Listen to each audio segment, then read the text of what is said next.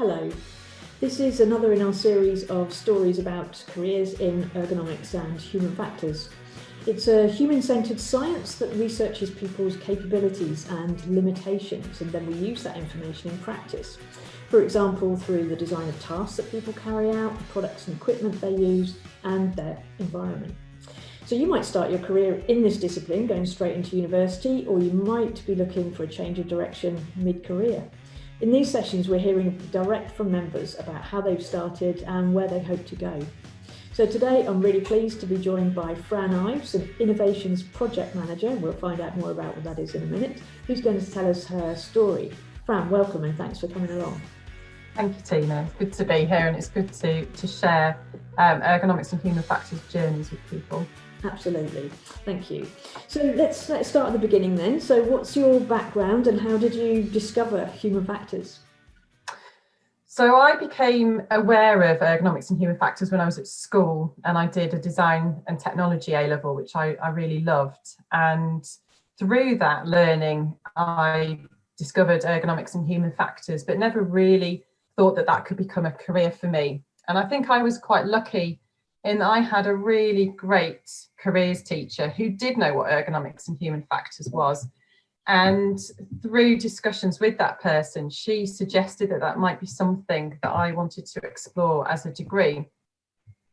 So I did the undergraduate degree in ergonomics at Loughborough, and I remember feeling a little bit sort of nervous about what that would entail, and initially apprehensive about whether that would mean I was narrowing my career choices somewhat, but I think I very quickly realised that that was absolutely the opposite, and I had a very broad path open to me. So that was your route through university. Then what happened when you graduated? Did you know what you wanted to do? No, I'd chosen to do a year in industry as part of my degree. And I'm really glad that I did do that, because I had a year working in the automotive industry, which was a very varied and interesting year, which involved me doing some user trials on the skid pan, as well as looking at the design of in-car entertainment and HVAC, heating, ventilation and air conditioning systems. So I could understand how what I learned in the classroom applied to automotive, but wasn't really sure that that was necessarily what I wanted to do long term, and not really sure where the career could take me. So I came out of university really being quite open to lots of different options and seeing what was available. So how did you find your first job then? So my first job was one that I saw advertised in the Ergonomist. I think that was the real route for finding ergonomics jobs, certainly back then. And, you know, in all honesty, being a new graduate, it was a case of applying for what I could, applying for all of the graduate jobs that were available. And I really took the approach that I would just apply for whatever was out there, because I didn't have any preconceived ideas about what my career should or could look like. So I was open to all opportunities. So that really led me to my first job in the nuclear industry down in Gloucester, which was quite a nerve-wracking first career move, because I knew nothing about nuclear on my first day there. Wow, that's quite a step really then, isn't it? But I think it does show that, you know, you build up at least the knowledge behind you to just get that little bit of confidence enough to be able to at least start. And then of course you build up your experience. So what were some of the things that you worked on in that first job then? So as far as that being a first job, it was brilliant, because I was in a human factors team that was very well established. And because there were sort of 4 or 5 of us, we were able to really look at the skills and also the interests of the people in the team. And I was really lucky to be encouraged by my manager there to get involved in a variety of projects. So some of the highlights for me were working with the station staff on a trial, looking at changing from 8-hour shifts to 12-hour shifts, and really looking not only at the impacts of that on safety, so looking at the number of incidents, looking at the time it took for people to respond to alarms, but also to interview the staff and to understand what impact moving from 8-hour shifts to 12-hour shifts had on their working lives. And I think being a sort of, new graduate in your 20s, being pushed out to interview all these, these nuclear power station staff was incredibly daunting. But I think what I quickly realised was that people were generally really keen to share their experiences and really shared some quite personal experiences, good and bad, about the trial. And that really gave me the confidence to actually go out and speak to people. But also some practical skills, changing your listening style or the way that you interact with people depending on how they're responding to you. So that was a project for me that I think really boosted my confidence, but really gave me that contact with people as well, which is what Human Factors is all about. Yeah, absolutely. That's come out before in some of these other discussions where, if you've got any interest in people at all, and you very, very quickly can speak to some, well-established people in your company, all sorts of levels, and you need to learn those skills, but you can, and you have that sort of theory of how you might be able to help them behind you, as you've said. It's great that you've sort of picked up on a project there to look at the differences in types of shift work, because that's clearly very different to the things that you might have picked up and learnt in your year out, where it's much more about design, really, industrial design side of things, perhaps. So that's again another interesting illustration, I think, of the variety of things that you can be doing from a single point, really, beginning. So what did you do next then? How did your career go on from there? So I spent 2 years, 2 very, very valuable years in the nuclear industry, and it taught me an awful lot. But I think, to be truthful, I knew that nuclear probably wasn't where I wanted to be long term. One of the things that I really wanted to do, and I think driven really from the 12-hour shift project, was I wanted that contact with people. And that can be quite difficult when you're based quite a number of miles away from the people you're working with in the nuclear power station. So I made the jump into healthcare, which was quite a big jump for me. I knew nothing about healthcare. I'm not from a clinical background. I have that ergonomics background. And I was also going from the safety of a team with people who were very, very experienced to being a sole practitioner, which was an incredibly daunting thing to do. And I did sort of think long and hard about whether I was at the right point in my career to do that. I think looking back, I realised that actually it was more about me having faith in myself, that I could build on the knowledge that I'd gained from my year in automotive and also my year in nuclear, and recognising that although they were different industries, those core human factors and ergonomic skills that I'd learned would absolutely stand me in good stead working in healthcare. Wow, that as you said, that's a leap. And the second time you said, I know absolutely nothing about this sector. And again, I think it's a great point that you can swap sectors quite, I wouldn't say easily, but you can swap sectors. And you've gone also the comparison there from being in a team to being just you and having to really sort of make your job work for you. So I think that's a really interesting point as well, and it just shows that so many things are possible with a career in human factors. Have you got a highlight in that job, that role that you had then to share?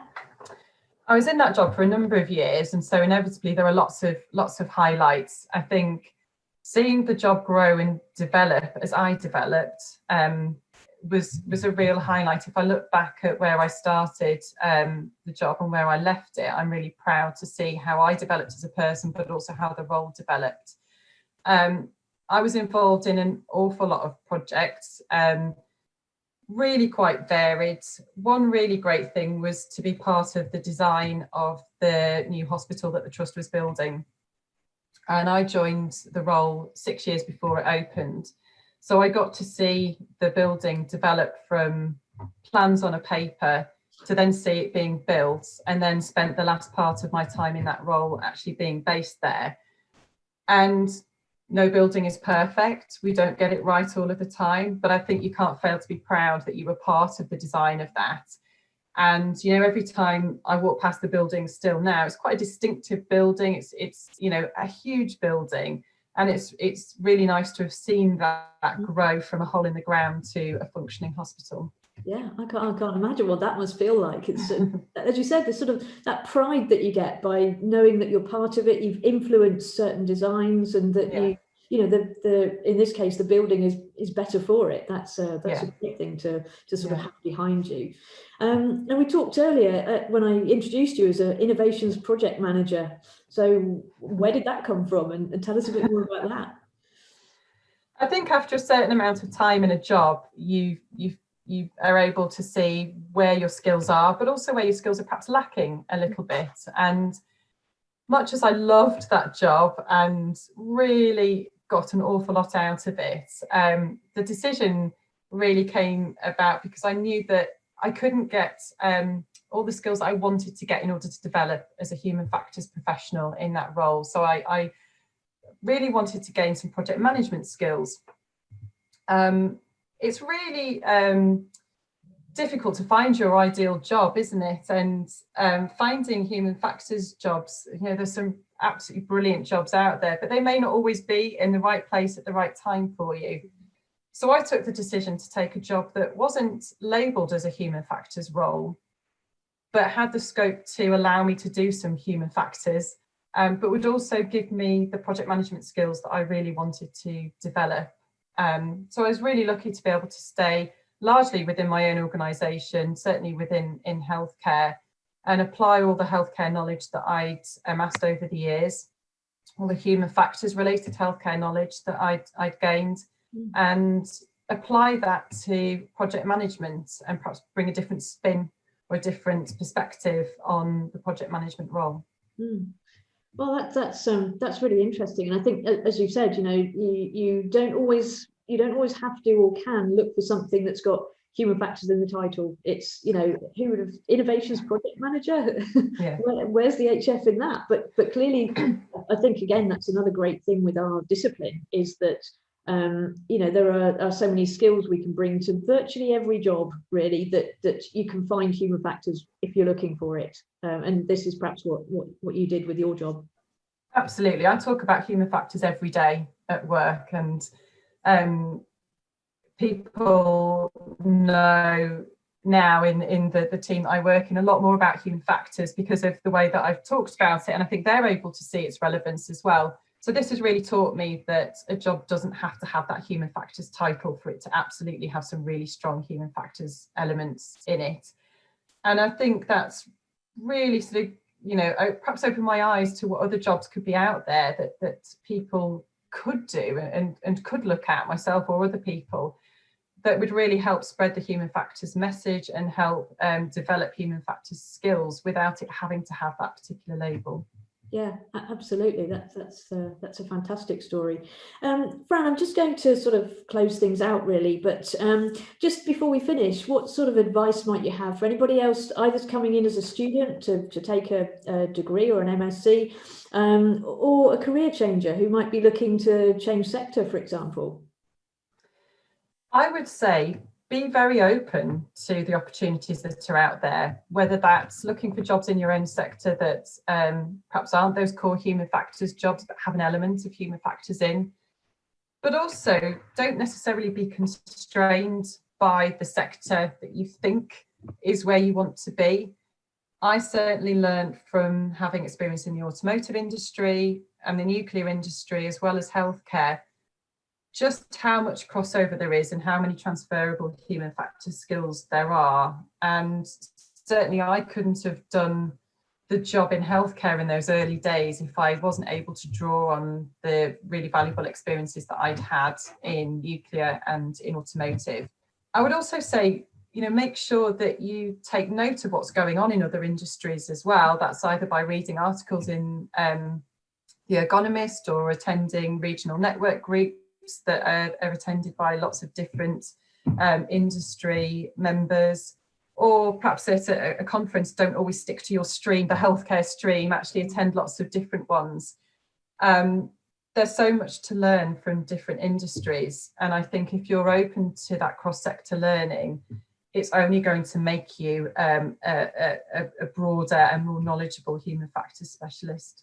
Yeah, absolutely. Thank you. Thank you so much for that. There's some great advice there, I think. And again, I think you've illustrated that as if you want for a career in this discipline, working in a particular sector absolutely won't hold you back from working in another, even if you don't know anything about the other sector that you might want to move into.